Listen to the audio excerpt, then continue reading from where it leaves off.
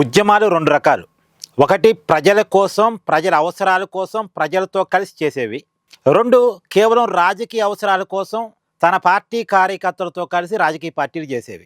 ప్రజలతో కలిసి చేసే ఉద్యమాలు నిలబడతాయి. రాజకీయ డిమాండ్తో, రాజకీయ అవసరాల కోసం రాజకీయ పార్టీ కార్యకర్తలతో చేసే ఉద్యమాలు నిలబడవు.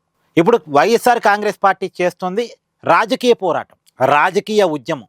అక్కడంతా పొలిటికల్ డిమాండే. నారా లోకేష్ రాజీనామా చేయాలి, నారా లోకేష్ రాజీనామా చేయాలనేది జగన్మోహన్ రెడ్డి కోరిక. అంటే జగన్మోహన్ రెడ్డి కోరిక కోసం వైఎస్ఆర్ కాంగ్రెస్ పార్టీ కార్యకర్తలు చేస్తున్న ఉద్యమం ఇప్పుడు మనం ఆంధ్రప్రదేశ్లో చూస్తున్నాం. ఇప్పుడు మరి ఎందుకు రాజీనామా చేయాలంటే ఏదో ఒక పేరు పెట్టాలి కదా, ఏదో ఒక కారణం చెప్పాలి కదా. అందుకనే మెగా డిఎస్సీలో అక్రమాలు జరిగాయి కాబట్టి రాజీనామా చేయమని అడుగుతున్నామని పేరు పెడుతున్నారు. సరే, మెగా డిఎస్సీలో అక్రమాలు జరిగాయి అంటున్నారు కదా, ఆధారాలు చూపించండి అంటే ఆధారాలు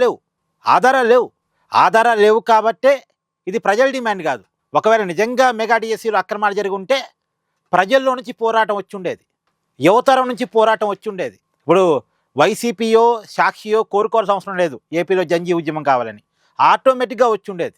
వైసీపీ కోరుకుంటే రాదు, సాక్షి కోరుకుంటే రాదు. నిజంగా అక్రమాలు జరిగి ఉంటే ఆటోమేటిక్గా వచ్చి ఉండేది. ఎప్పుడు వచ్చి ఉండేది? మెగా డిఎస్సీ జరిగిన నాడే వచ్చి ఉండేది, 8 నెలల క్రితమే వచ్చి ఉండేది. ఇప్పుడు వైసీపీ ఖర్చు పెట్టి ప్రయత్నం అంతా చేసి ఇట కృత్రిమ ఉద్యమాన్ని నిర్మించాల్సిన అవసరం వచ్చేదే కాదు. అసలు వైసీపీతో సంబంధం లేకుండానే యువతరం రోడ్డు మీదకి వచ్చేది. మెగా డిఎస్సీ అప్లై చేసుకున్న అభ్యర్థులు రోడ్డు మీదకి వచ్చి ఉండేవాళ్ళు, 8 నెలల క్రితమే వచ్చి ఉండేవాళ్ళు, 2025లోనే వచ్చి ఉండేవాళ్ళు. కానీ అప్పుడు ఎందుకు రాలేదంటే అక్రమాలు జరిగితే కదా వచ్చేది. అక్రమాలు జరిగాయి అన్న అనుమానాలు, ఆధారాలు యువతరం దగ్గర ఉంటే కదా వచ్చేది. కాబట్టి ఇది ప్రజలతో సంబంధం లేని ఉద్యమం. ఇప్పుడు వైసీపీ చేస్తుంది ప్రజలతో సంబంధం లేని ఉద్యమం, ప్రజలు పాల్గొనని ఉద్యమం, యువతరం పాల్గొనని ఉద్యమం, జంజీలు పట్టించుకోని ఉద్యమం. కేవలం రాజకీయ డిమాండ్తో రాజకీయ పార్టీ చేస్తున్న ఒక పోరాటం. ఇది ప్రజా పోరాటం అనలేం. ప్రజా పోరాటం కాకుండా రాజకీయ పోరాటం చేస్తున్నప్పుడు అవతల రాజకీయ పార్టీ కూడా తిరగబడింది. ఇప్పుడు ఆధారం లేకుండా నోటికి వచ్చినట్టు మాట్లాడుతూ రాజీనామా చేయమని పోరాటం చేస్తే అవతల రాజకీయ పార్టీ ఎందుకు ఊరుకుంటుంది? తిరగబడింది. ప్రజల నుంచి పోరాటం వస్తే రాజకీయ పార్టీ భయపడింది. ఇప్పుడు బీజేపీ భయపడలే, ధర్మేంద్ర ప్రధాన్ చేత రాజీనామా చేయించలేదా? ఎందుకు? అక్కడ ప్రజా ఉద్యమం ఉంది. ప్రజా ఉద్యమం ఉన్నప్పుడు రాజకీయ పార్టీ భయపడింది. కానీ అకారణంగా ఒక రాజకీయ పార్టీ మీద కోపంతో మరొక రాజకీయ పార్టీ పోరాటం చేస్తే అవతలోడు కూడా తిరగబడతాడు. ఆధారం లేకుండా, అక్రమాలు జరగకుండా నువ్వు రాజీనామా ఎట్టడుగుతో తిరగబడతాడు. ఇలా విజయవాడలో అదే జరిగింది, తాడిపత్రులు అదే జరుగుతుంది, రాష్ట్రం మొత్తం అదే జరుగుతుంది. టీడీపీ క్యాడర్ తిరగబడుతుంది. ఇప్పుడు ఆధారం లేకుండా నారా లోకేష్ రాజీనామా చేయమంటే టీడీపీ క్యాడర్ ఎందుకు ఊరుకుంటుంది? టీడీపీ కార్యకర్తలు ఎందుకు ఊరుకుంటారు? అందుకని తిరగబడుతున్నారు. తాడిపత్రులో జేసీ తిరగబడుతుంది అక్కడే, విజయవాడలో బోండా ఉమా తిరగబడుతుంది అక్కడే. అన్ని చోట్ల తిరుగుబాట్లకు కారణం ఇదే. సమస్య ఉండి, ఆ సమస్య నిజమై ఉండి, ఆ సమస్యకి ప్రభుత్వం కారణమై ఉండి, లేదా ప్రభుత్వంలో మంత్రిగా ఉన్న నారా లోకేష్ కారణమై ఉండుంటే అది వేరు. అసలు సమస్య లేదు, ముందు సమస్యే లేదు, సమస్యకి కారణం పక్కన పెట్టండి.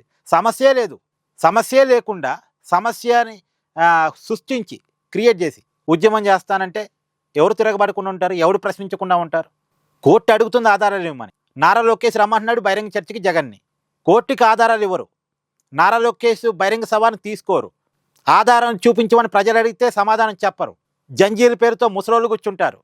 ఆర్కే రోజు ఒక జంజీ లీడరు, భూమన కరుణాకర్ రెడ్డి ఒక జంజీ లీడరు, అంబటి రాంబాబు ఒక జంజీ లీడరు, కొడా నాన్న ఒక జంజీ లీడరు, పేరు నాన్న ఒక జంజీ లీడరు, మల్లాది విష్ణు ఒక జంజీ లీడరు, వెల్లంపల్లి శ్రీనివాస్ ఒక జంజీ లీడరు.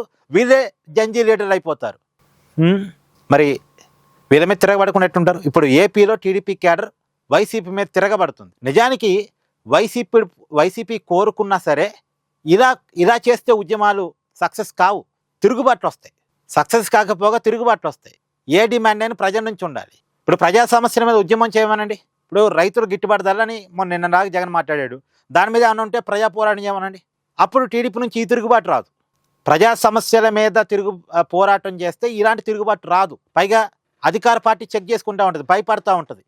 ప్రజల నుంచి తిరుగుబాటు వస్తుంది, ప్రతిపక్షం దానికి నాయకత్వం వహిస్తుంది, మనం జాగ్రత్తగా ఉండాలి అని ప్రభుత్వం భయపడింది.